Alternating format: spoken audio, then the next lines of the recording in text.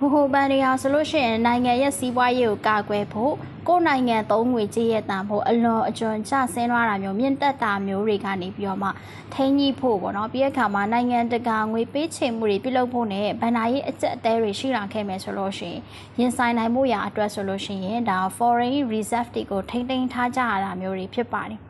တော့ American dollar ဟာဆိုလို့ရှိရင်အဓိက reserve currency အနေနဲ့ရှိပေမဲ့ဘိုဘန်တွေဟာတို့ရဲ့ reserve တွေအားလုံးကို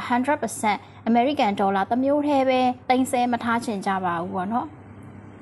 ဘာဖြစ်လို့လဲဆိုတော့အကယ်၍ဒေါ်လာတစ်မျိုးတည်းကိုပဲ reserve ရဲ့ 100% လုံးကိုထားမယ်ဆိုလို့ရှိရင် concentration risk ရှိလာမှာဖြစ်တယ်ဒေါ်လာတန်ဖိုးကျဆင်းမယ်ဆိုလို့ရှိရင်ဘိုဘန်ရဲ့ဒါ reserve တန်ဖိုးအားလုံးကဒါကျဆင်းသွားနိုင်တဲ့ risk မျိုးရှိတာဖြစ်ပါတယ်ဒါကြောင့်မလို့ဘိုဘန်တွေကဆိုလို့ရှိရင်တို့ရဲ့ reserve တွေကိုဒါ euro yen pound sterling ရွှေနဲ့တခြားတော့ reserve assets တွေကိုပါခွဲခြမ်းစိတ်ဖြာပြီးတော့မှယင်းနှိမ့်မြုံနယ်မှုတွေပြုလုပ်ထားတဲ့ပုံစံမျိုးလက်ဝယ်ထားချိကြတာမျိုးဖြစ်ပါတယ်ပေါ့နော်အခုပြထားတဲ့ chart history လေးထဲမှာကြည့်မယ်ဆိုလို့ရှိရင်ဒါ dollar ဟာ global reserve currency တွေထဲမှာနေရာယူမှုနှုန်းဟာအများဆုံးရှိရဆိုတာကိုတွေ့ရမှာဖြစ်ပါတယ်ဒါပေမဲ့ပြီးခဲ့တဲ့10စုနှစ်တာကာလအတော်အတွင်းကိုကြည့်မယ်ဆိုလို့ရှိရင်တော့ဒေါ်လာရဲ့ reserve currency တွေထဲမှာနေရာယူမှုနှုန်းဟာတဖြည်းဖြည်းနဲ့ကျဆင်းလာတယ်ဆိုတာကိုတွေ့ရှိရမှာဖြစ်ပါတယ်တော့တစ်ချိန်တည်းတော့10စုနှစ်တာကာလအတော်အတွင်းမှာဆိုလို့ရှိရင်တော့ကမ္ဘာအရရက်ကဘိုဘန်တွေကတော့ gold reserve တွေထားရှိမှုပမာဏကိုတဖြည်းဖြည်းတိုးမြင့်လာခဲ့တယ်ဆိုတာကိုတွေ့ရတယ်ပေါ့နော်အထူးသဖြင့်ဆိုလို့ရှိရင်2022ကနေပြီးတော့မှ2025နှစ်ကုန်အထိဆိုလို့ရှိရင်ဘိုဘန်တွေကရွှေကိုစံချိန်တင်အဝယ်ထိုင်မှုရှိနေတာတွေ့ရတယ်တစ်နှစ်ကိုတန်ချိန်1000ကျော်နှုန်းနဲ့ပေါ့နော်ဒါတောက်လျှောက်ဝယ်ယူခဲ့တာမျိုးရှိခဲ့တာကိုတွေ့ရတာဖြစ်ပါတယ်အခုနှစ်ထဲမှာ World Gold Council ရဲ့နောက်ဆုံးထပ်စည်းရင်းအရဆိုလို့ရှိရင်ကမ္ဘာအရရက်ကဘိုဘန်တွေရဲ့84%လောက်ဆိုလို့ရှိရင်ပေါ့နော်ဒါ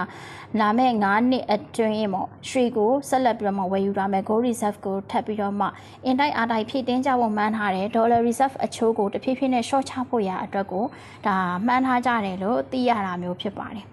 အခုချိန်ထိဆိုလို့ရှိရင်တော့ဗောနော်ပြီးခဲ့တဲ့နှစ်တွေကတောက်လျှောက်ဘိုဘန်တွေကရွှေ reserve ကိုဖြည့်တင်းလာခဲ့ကြတာဖြစ်တဲ့အတွက်ကြောင့် global central bank တွေရဲ့ reserve ထဲမှာ